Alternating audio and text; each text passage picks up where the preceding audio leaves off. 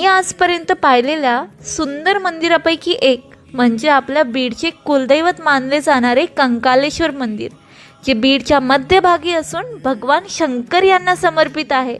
तर रामकृष्ण हरी मित्रांनो, मी सानिका आणि आज मी आली आहे बीडमधील कंकालेश्वर मंदिरात। या मंदिराचे बांधकाम यादव काळात झाल्याचे मानले जाते।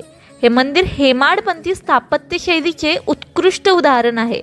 मंदिराचे दगडी कोरीव काम आणि शिल्पकला आजही इतिहासाची साक्ष देते। मंदिरात भगवान शंकराचे शिवलिंग प्रतिष्ठित असून सुंदर नंदीही पाहायला मिळतो। मंदिराच्या चारही बाजूनी पाणी आढळते आणि दगडी कोरीव कामही आढळते। इथल्या शांत पवित्र वातावरणात आध्यात्मिक समाधान मिळते।